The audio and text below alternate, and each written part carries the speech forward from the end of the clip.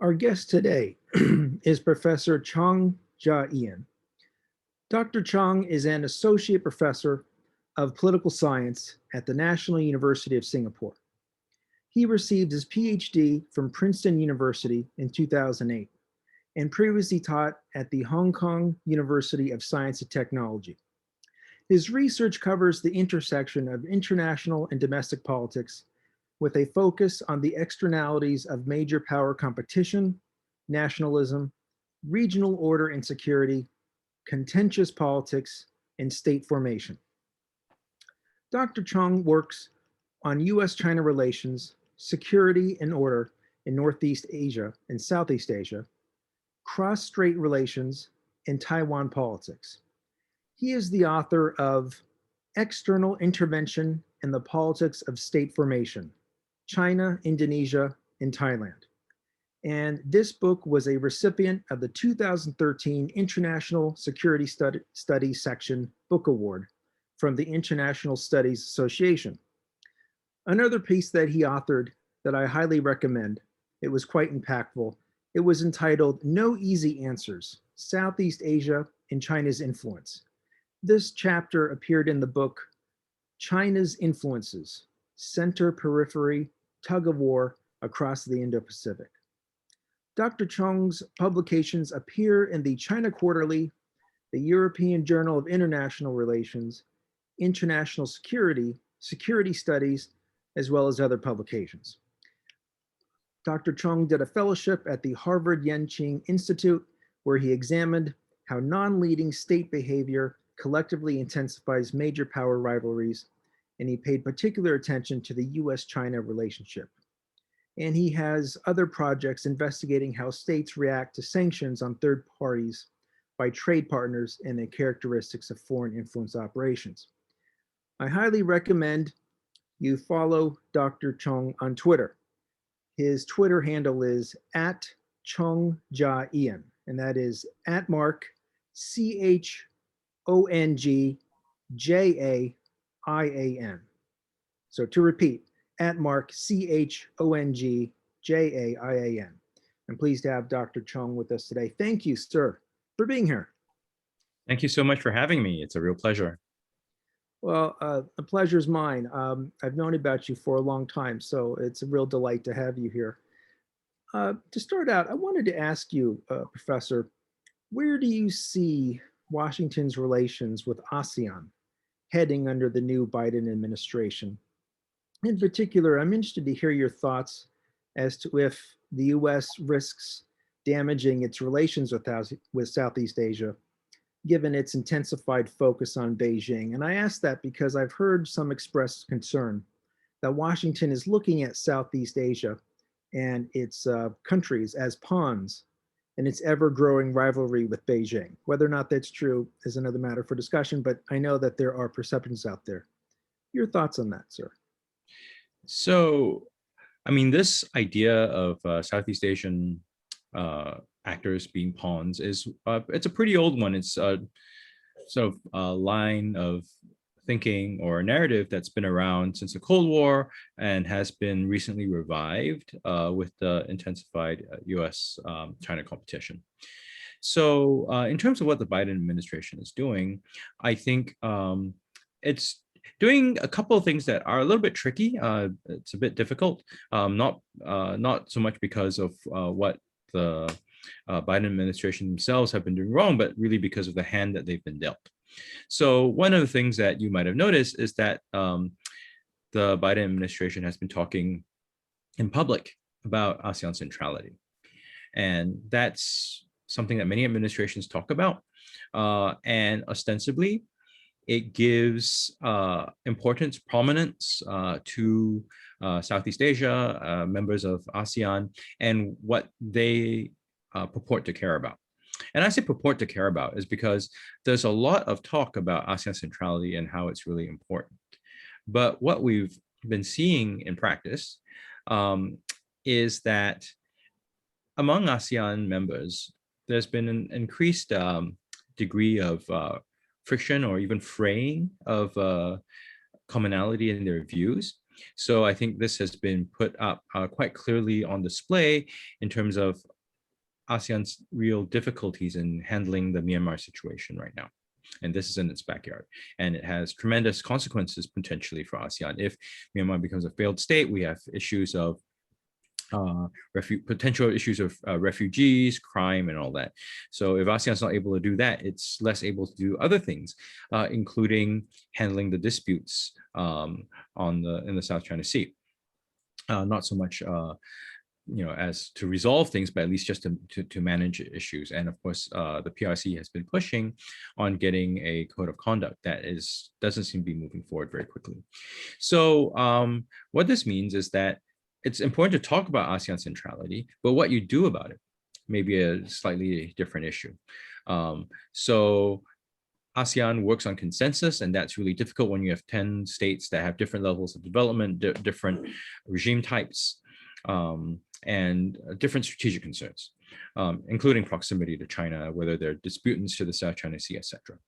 So to sort of get that group of countries together, it's really like herding cats at this moment. So the question for the Biden administration is, yes, they'll have to talk about centrality, but what are they going to do in practice, right, to work with various sets of actors in Southeast Asia in order to move forward on principles, on goals, on interests that they mutually agree upon. And I think the other sort of risk here, which previous US administrations had been accused of, is sort of skipping Southeast Asia, thinking that as long as there's a deal that can be had with Beijing, Southeast Asia can largely be ignored. They'll just come along. But of course, given the complexity of the region, various regional actors, either sometimes alone, but often in combination, can become spoilers. So there's an importance in that sort of engagement with regional actors. So that's the sort of overall environment that the Biden administration has to deal with in Southeast Asia, even as it looks to China. But of course, it has to sort of put, at least on the cover of the things that does this talk about centrality. It's not an easy order, but it's, I think, what has to be addressed in a clear-eyed fashion. You had mentioned that President Trump was sometimes not present at ASEAN forums. Mm-hmm. I don't know if he attended a single one. I can't recall, but I know that that was a criticism of his administration. Does ASEAN expect Mr. Biden to engage Southeast Asia at a higher level? And what are some of ASEAN's overall expectations of Mr. Biden? And at a more local level for you, what about Singapore's expectations of President Biden? So I would say that to begin is that the criticism of President Trump is not unique to him.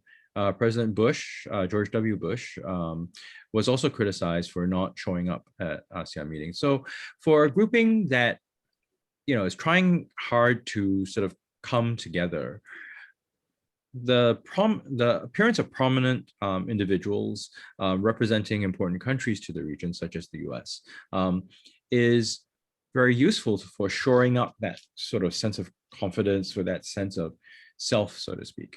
So there would be some expectation that of high-level exchanges with the Biden administration, although I think this is tempered somewhat in the current situation because of COVID. Everyone understands that there are travel restrictions, and also at the present time, the region is really grappling with spikes in infections.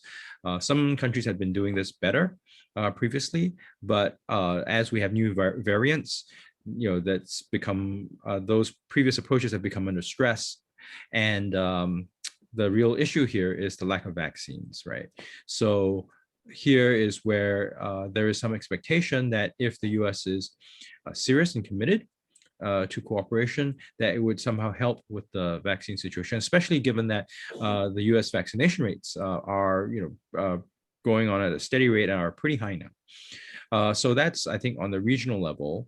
And I think also on the regional level, the expectation that the U.S. be a stabilizing force in the region. I think after you saw the election of President Trump, why there was some shock and perhaps some disappointment with the Trump administration's early moves was because the sort of U.S. role as a important actor in the region that's not involved in disputes, right, helped give it a position where it could help calm things down and stabilize things. And if the U.S. was less committed to that role, it would, of course, throw regional practices into a bit of a disarray. So there's an expectation that the U.S. will not continue with that role. You asked about Singapore. I think Singapore is, in some ways, atypical as a Southeast Asian country. We're high income. We have a much more developed economies that's more service-based. So our relationship with China and the US is going to be different. But Singapore, of course, also likes to have its cake and eat it too, just that what this means in Singapore's context is different. There is the sort of ideal, I suppose, is for some sort of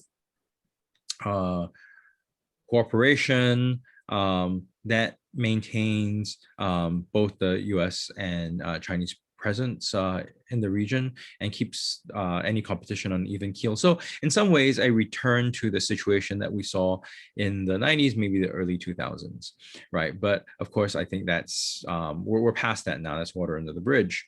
So I suppose for Singapore, stability is important, but how to maintain that stability, and also how to position itself as relations between Beijing and Washington get more contentious is something that I think is still being debated. People here are still trying to figure out.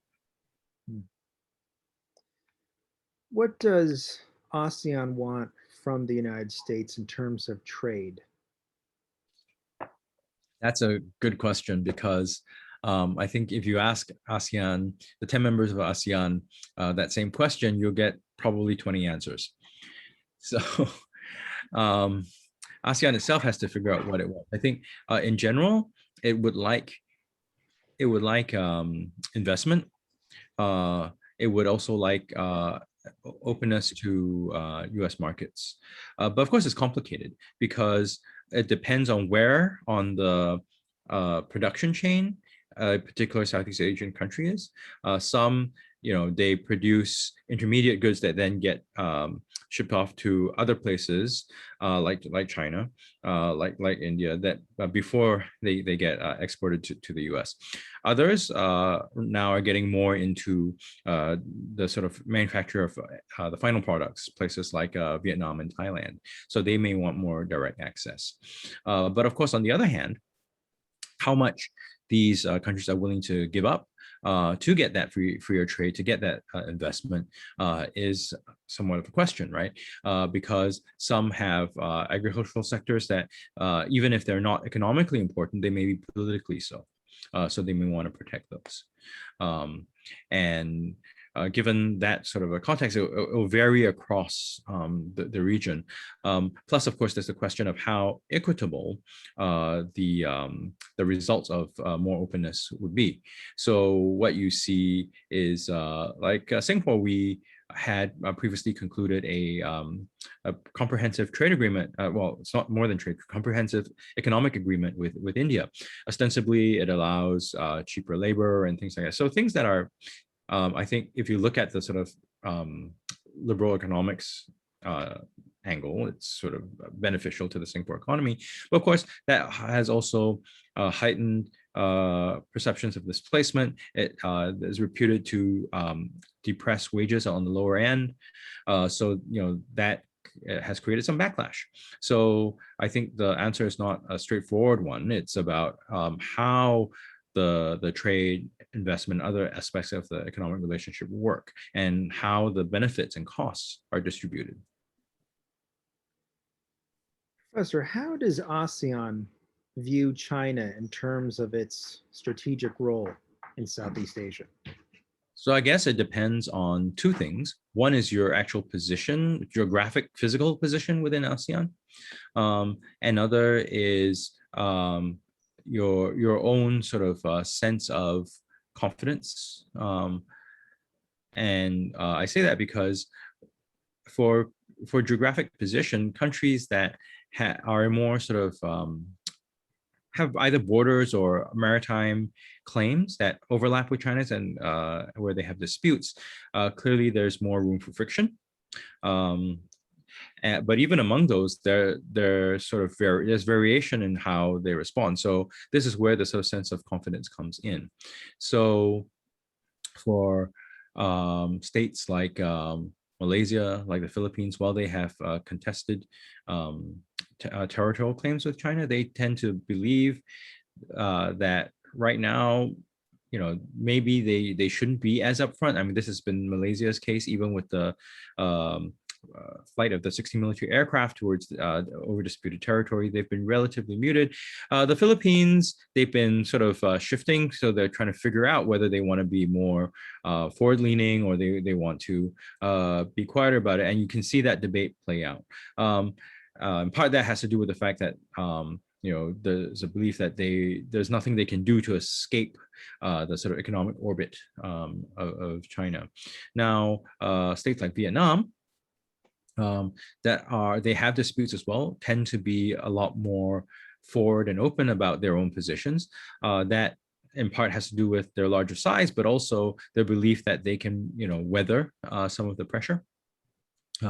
You see this case with Indonesia as well. It's not a direct disputant, although there's some question over the exclusive economic zone of the Natuna Islands and the Nine Dash Lines.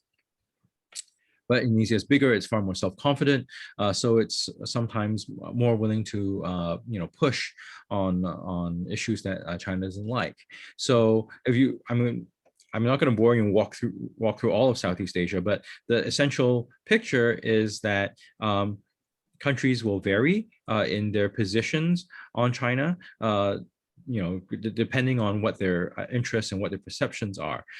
So it's hard to say that there's one ASEAN view. And in fact, when ASEAN comes together, they're always sort of arguing, debating, bickering over these things, which is why I think on a sort of approach to China, ASEAN hasn't been as clear and as sort of forward as perhaps some would prefer. Each year, our friends over at the Institute for Southeast Asian Studies come out with that wonderful survey on attitudes and views of Southeast Asia. And one of the questions that's typically asked is something along the lines of, do you trust the United States? Along those lines, it seems as if that rating of trust is decreasing in recent years. What can the United States do to build trust in Southeast Asia, and also more specifically where you are in Singapore? Right. So it's a really interesting survey to track the Southeast Asian views of the region, including the U.S. role. Now, I think what we saw with the Trump administration was a dip. It was a dip because of the uncertainty and unpredictability that it brought, and what had the sort of consequence of it, even after the Biden administration came to office, is that it's got a sort of lingering effect, right, in terms of Southeast Asia's confidence towards the U.S. There's a belief before that, and sometimes you hear U.S. diplomats used to talk about this, about how the U.S. is like a huge ship, right, where it takes a long time to steer. There's inertia. To get change is not easy. But with the Trump administration, there's a discovery that, change might come faster and easier than we had thought. So even while the Biden administration seems to have gotten back to a path that many Southeast Asian states are familiar and perhaps comfortable with, there's a lingering concern that things could suddenly change. They are certainly mindful that the president is unable to completely dictate things, that the president has to work with Congress. And the Democrats' current hold on Congress is pretty tenuous. So things could change quite quickly. So I think having a bipartisan position, a clear bipartisan position will be helpful in restoring some of that confidence, and not just to have a position, but to sort of be able to take action behind it. And I mean, some of this doesn't even have to be that the U.S. will necessarily want to, cooperate with China on everything. I think the main point is predictability on a strategic sense. So if there's clear idea of where the U.S. is headed, what its interests are, those things can be priced in then. In your view, what are some of the needed steps by the Biden administration in Southeast Asia going forward as it relates to global public health? So on global public health, I think this relates to some of the confidence issues that we had mentioned earlier too. The fact that the U.S. early on in the pandemic didn't really handle it very well. I think that shook the confidence of many in Southeast Asia about the U.S. ability to really weather problems. I mean, I'm personally not that pessimistic. I think the U.S. is able to bounce back. Its system has a great capacity for flexibility. So, but others may not share as optimistic a view. So when it comes to global public health, I think in the first instance, the extension of vaccines would be very helpful. And I think more long term, if there's some sort of way to address cooperation on dealing with pandemics or the spread of potential pandemics. I think that's on the top of everyone's mind. I think if the U.S. can sort of show that it has a leadership role in the WHO that is for the public good, it will be helpful, because I think one of the concerns now too is that the WHO has become very politicized, and so trust in the WHO has decreased. But we have right now no alternative global health body that can be useful in coordinating and reducing transaction costs and reducing uncertainty.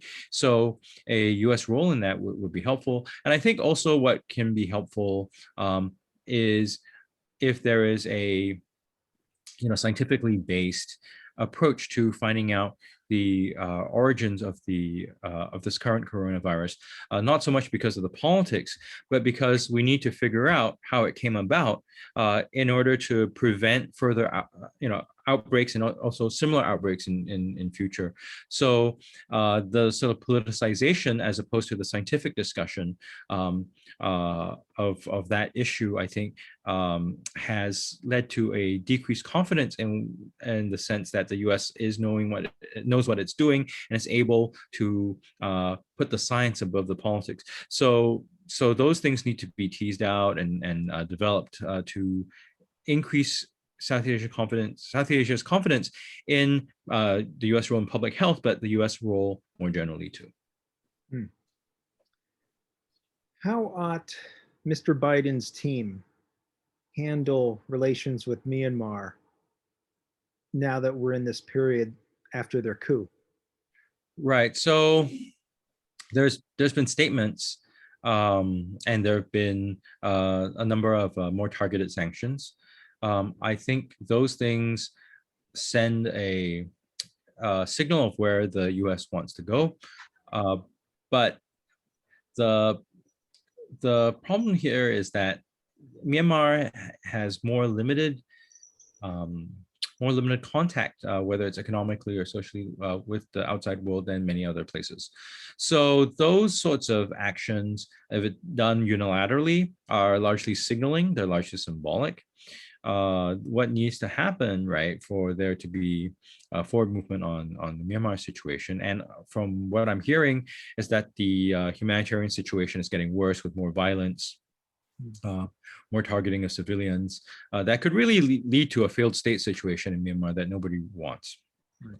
So here is actually where Southeast Asia and Myanmar's neighbors need to step up, and they may need to decide to take certain action that will put Myanmar's military in a position where it has to negotiate. This may have to do with multilateral targeted sanctions on companies. This may have to do with companies linked with the military on individuals. And arms embargo, the effort to get a non-binding resolution in the UN didn't work.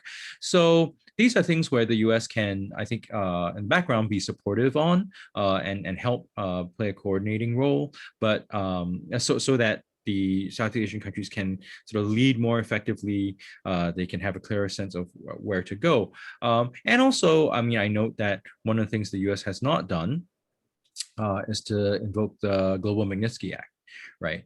So if it does that, then Southeast Asian states and also other states will then have to comply in terms of targeted sanctions. But we've yet to see that.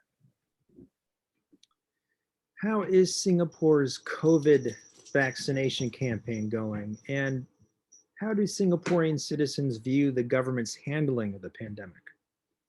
So I think the vaccination situation, we are in better shape than many of our neighbors, but that's a function of wealth. One thing that we know about this pandemic and vaccines is that if you're relatively wealthier, you're able to buy up vaccines, and you were able to do it earlier. So in that sense, Singapore, has benefited, relatively speaking. But in absolute terms, I think Singapore still needs to do quite a bit. The vaccine situation is, I think, objectively not ideal. Right now, we have about 30+% of the population with at least one dose of the vaccine. That still leaves 70% of the population unprotected. And that is a serious concern, especially when we're looking at the new variants where vaccinated persons, well, there's a suspicion that vaccinated persons, while they themselves would have no or mild symptoms, they may carry the infection and infect unvaccinated persons. So to have 70% of the population unvaccinated is a big risk. So that has to be addressed. But part of the issue is that we also don't have enough vaccines.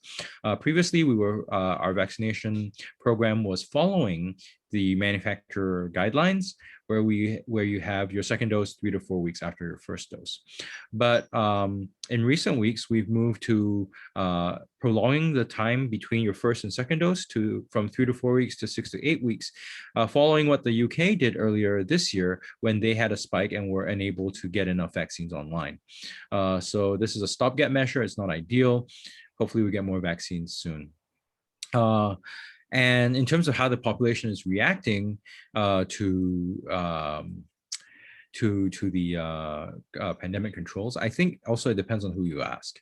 So if you are someone who is white collar, largely works in office, someone like myself, you're largely better off. And yes, being at home all the time is, as you and many others in the U.S. know, that's not pleasant, especially when you have lots of family members, then tensions and all that grow. That's not pleasant, but it can be done.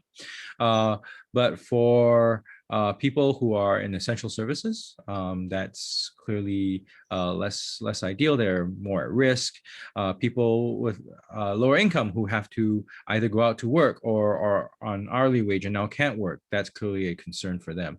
Small businesses that need some sort of foot traffic around them in order to earn the revenue, are facing pressure. They still have to pay rent. There's some state efforts to provide relief, but it's obviously never going to be as comprehensive as we hope they will be.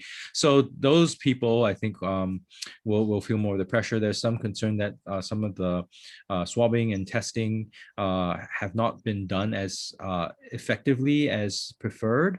So recently, there's the issue of special needs. There's a special needs school that had an infection cluster, and people who were doing the swabbing weren't trained to deal with special needs people. So I think there was a lot of distress. And then part of the issue too is now with the new variant that originated from India, a lot of the sort of racism that had been in the background in Singapore has been coming up. There have been racist attacks, and some of the the state-backed, state-related newspapers have put out op-eds that haven't really been helpful and might even be seen as exacerbating the situation. So all these stresses that I think everywhere we've seen everywhere with the pandemic, Singapore is not immune to them. I mean, the degree on various levels may vary, but we certainly face these pressures as well, as much as anybody else. So for those in our audience who have never had the privilege of traveling to Singapore, Singapore is an island country. It's located off the tip of the Malay Peninsula, and it's surrounded by larger states. So Professor Chong, from a security perspective, what weapon systems, what capabilities, what relationships does Singapore require in order to provide for its national security? So Singapore is very trade dependent, meaning to say that we need a lot of shipping. Our economy also needs planes coming through. So even now where there's no passenger traffic, there's cargo traffic. So it's important for Singapore to secure its sea lanes and its air lanes. So Singapore has invested quite heavily in its naval systems, as well as its air force systems, right? Things that extend range. We've signed on to buy the F-35, for instance. We're constantly renewing our Navy. We've acquired some new submarines from the Germans. So all that is ongoing. Singapore also has a pretty sizable investment in its ground forces, in its army.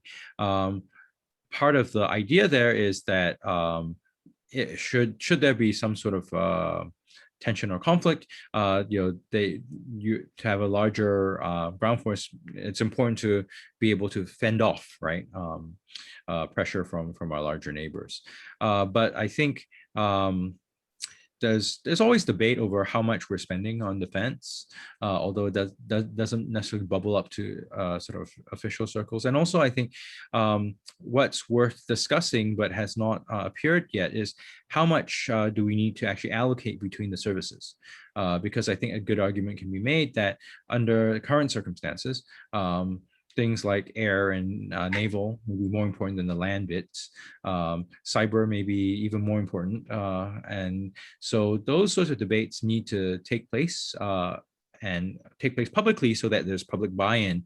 But as with many things security related in Singapore, there's a shroud over them. So we don't have the kind of debates as openly as they ought to happen. President Biden has directed the U.S. intelligence community to investigate further the origins of the COVID-19 pandemic. And this comes after the U.S. intelligence report, which cited several researchers at China's Wuhan Institute of Virology, fell ill with COVID-like symptoms in November of 2019 and had to be hospitalized. Right. And so this has fueled congressional pressure as well as public pressure on the administration to look in with greater care on the origins of COVID-19. The Chinese government, they have maintained that the virus originated and spread naturally, and that it did not come from a lab.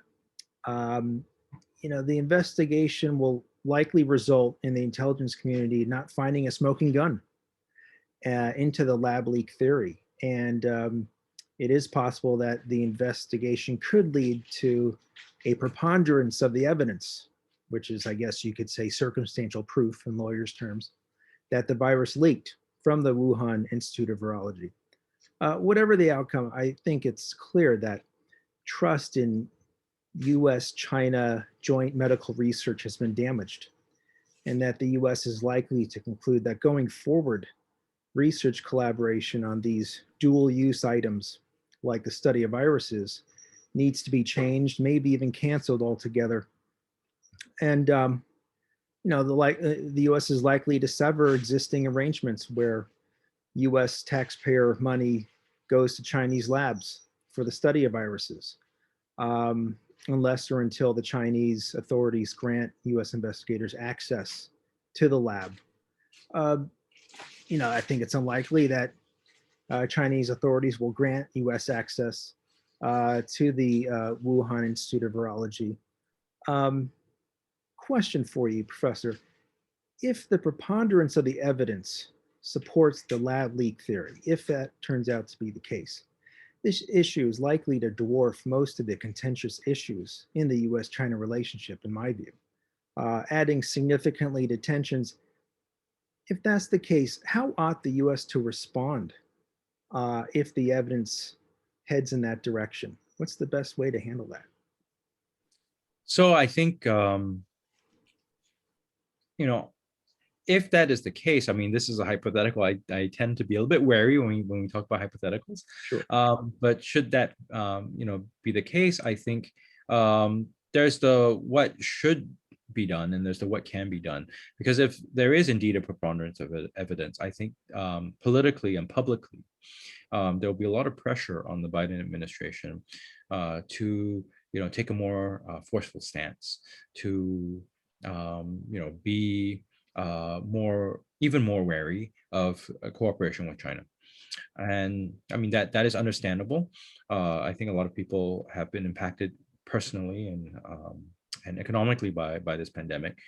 So the lack of disclosure would certainly not play very well if evidence points in that direction.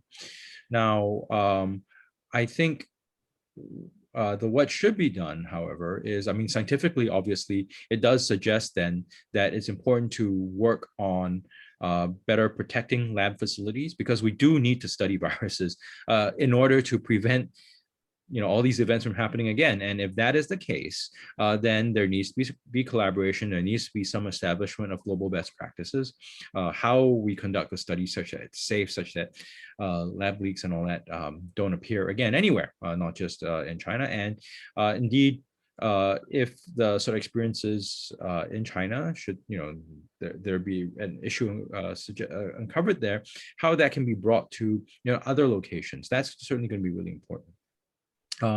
So I think that's what should be done. I think it'll be really difficult with the political environment, but I think one way to try to square the circle, not perfectly, but somewhat, right, might be to consider, okay, maybe it's really difficult to work with the current Chinese administration for various reasons. They too have their areas of stubbornness and areas where they are very strident about.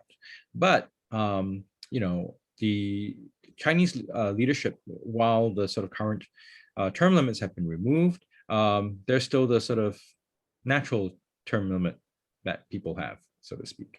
So that means to say that there may be an opportunity for an opening at some point in the future. So to hold out that possibility, to not burn bridges completely, such that when there's a change in the political environment, both in the US and in China, those opportunities can then be explored.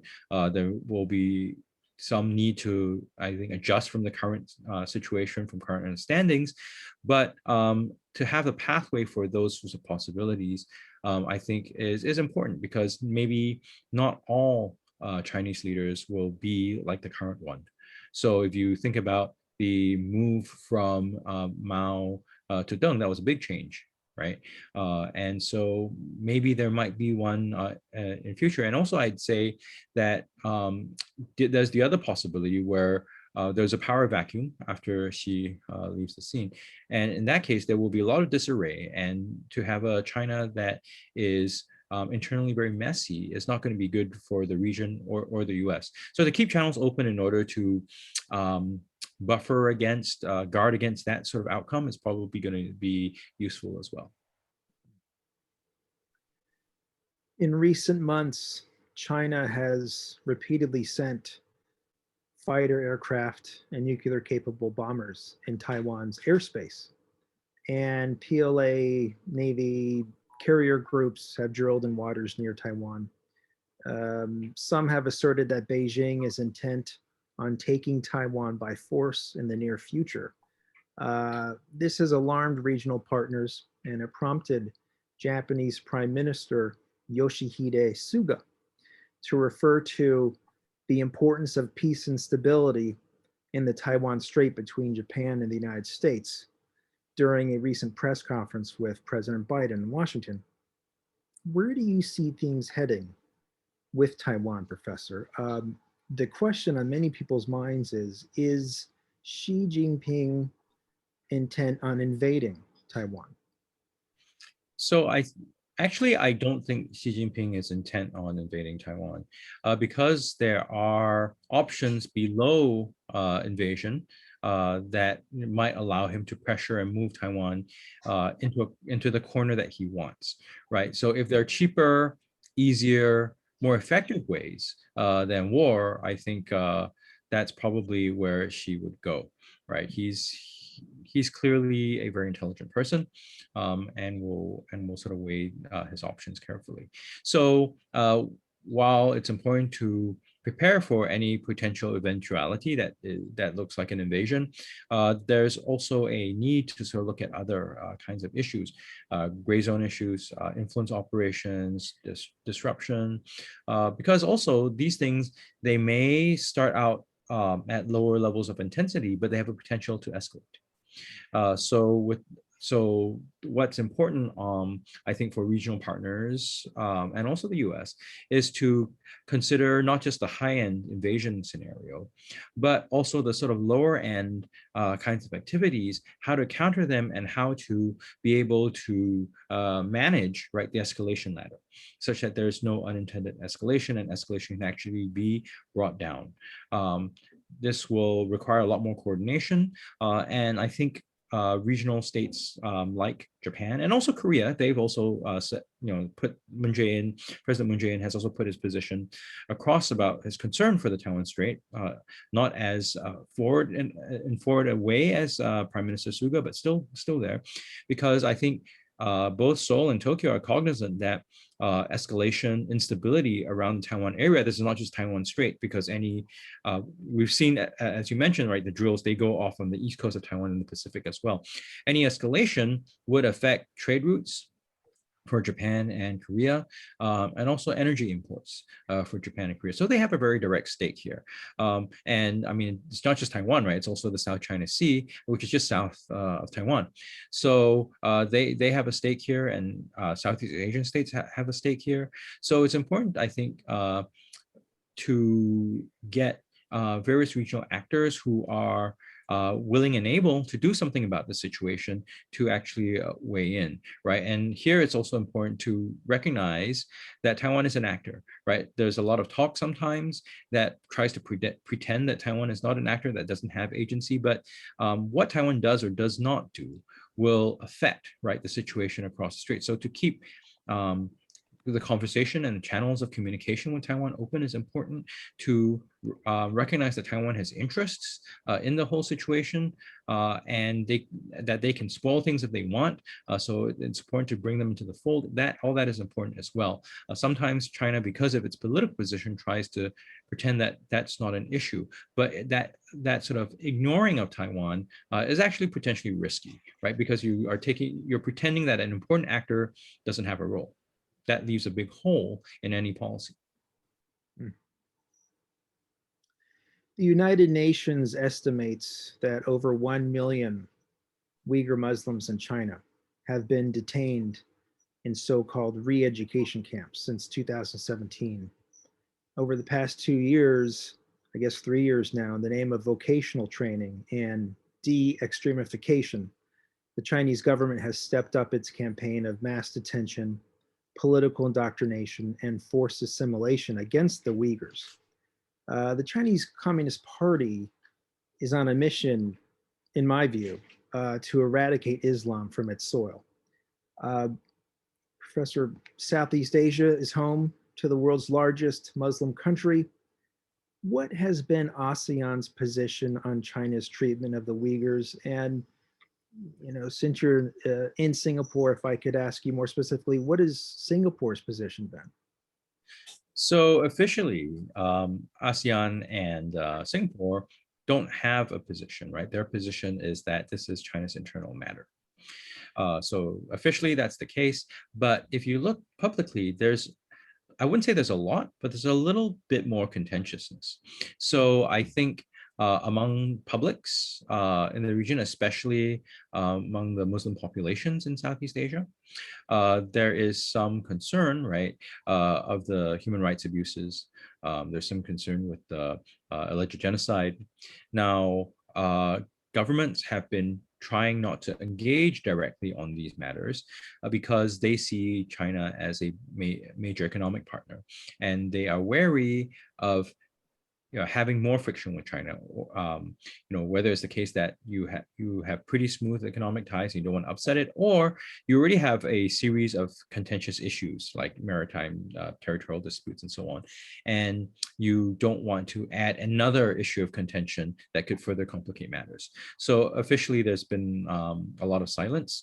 Some people are not particularly in the populations are not particularly happy with it, but that voice has not been particularly loud or well coordinated at this point. And I think some of this is also reinforced by the fact that across Southeast Asia, there's a lack of clarity over what to do about human rights. Because traditionally, ASEAN has been about we don't do human rights.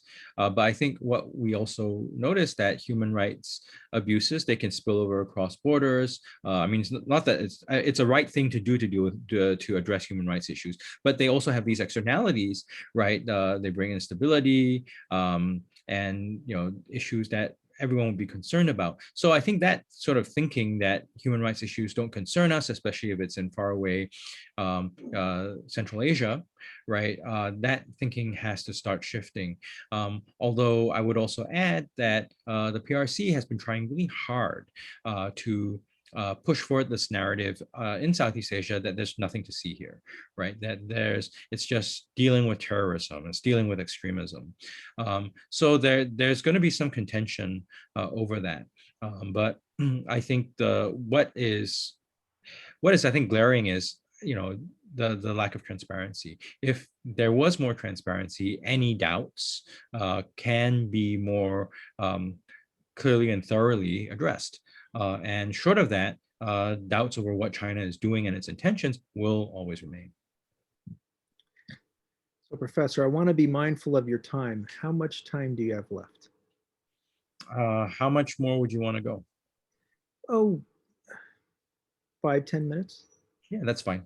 Okay, thank you. Okay, so I'll ask you 3 more questions. So you're an astute observer of U.S. China relations, and a question about the South China Sea. China claims almost the entirety of the South China Sea as its territorial waters, and it has built artificial islands in these waters, and it has militarized them for power projection. Its Coast Guard vessels and maritime militia boats have in the past sunk Vietnamese and Filipino vessels that were operating within their own exclusive economic zones. And the US and other regional states reject China's vast territorial water claims, arguing that the South China Sea is international territory and that the US and other states' vessels have the right to sail, fly, and operate wherever international law allows. Amid this heightened tension, in your view, what does Washington want? I'm sorry, what does ASEAN want Washington to do? And what does ASEAN want Beijing to do? So ASEAN, I think, wants to have its cake and eat it too. It wants Beijing not to be as forceful. It wants Washington to have a presence, but not in a way that is provocative to Beijing, and that Beijing will somehow be acceptant of this. But that's like asking to strike the lottery at this point. So I think realistically, what might be more of a reasonable expectation is that some more stable, predictable mode of interaction will emerge that does not compromise autonomy or territorial claims in Southeast Asia. So essentially to freeze what's going on and to have the U.S. presence and in a way that even if the Chinese don't like it and sort of respond, it doesn't escalate. So what I would sort of the analogy, imperfect analogy that I would raise is maybe think about Europe right after the Second World War, right, where you have the Soviets supporting insurgencies in places like Turkey and Greece, supporting communist parties in France and Italy, and there's the question over Berlin. It was initially very unstable. Initially, things could have gone bad, and so in Southeast Asia's case, if this period is that sort of transition period to something that's more stable, I think it's something that's acceptable. But what I would caution is that the world lucked out in Europe after the Second World War. I would be very wary about testing our luck because you don't know, these things are uncontrolled. It's just a series of fortuitous events, right? In Europe, going to the Cuban Missile Crisis, that got us the stability of the later Cold War. Even though in parts of Asia, it was the war was not cold at all. Korea, Vietnam, Laos, Cambodia, insurgencies, pogroms in Indonesia, Malaysia, so on. So I suppose those two, the early Cold War comparisons between Asia and Europe is a useful one to make, maybe. So if we look like Europe, perhaps we're in better shape. If we have a Asia post or post Second World War redux, then things would be a lot messier. So I guess the more acceptable solution is if we move into the sort of Europe direction, right? Yes, instability, tension, but things sort of calm down. It's not exactly happy, but something we can live with.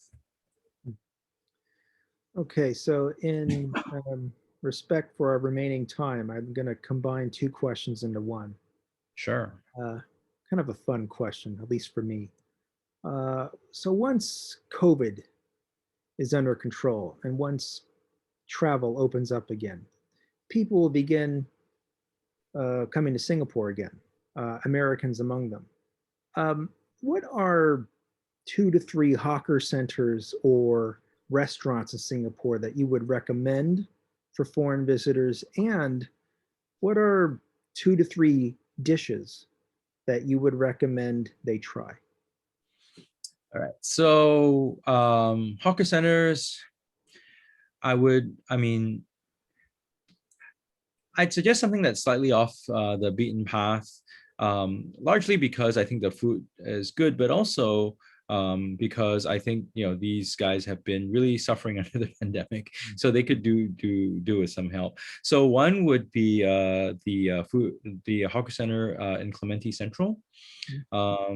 They've got, so it's near my university, so they've got a variety of dishes. So there's a duck rice there that's pretty good. And then there's a porridge there that's pretty good as well. So that's that's one. Another that that might be good is the hawker center at Marine Parade. And there again, it's got a variety of things. And I mean, there's a lot of stuff there that's pretty good. I mean, people should just sample them all. And then there's one more. The third one would be one that's in Toa Payoh North. Again, it's one of these heartland areas in the HDB areas in Singapore. There's several things that are pretty good there. There's the fried carrot cake. Well, it's more radish cake, and then there's the what we call kway chap, which is, I mean, it may sound sort of odd to people who are not used to eating innards. Some people like it. It's basically braised innards, pig innards, but it's braised and it's pretty good. So there's that. Now I had two more. One is nasi lemak at Adam Road Hawker Center.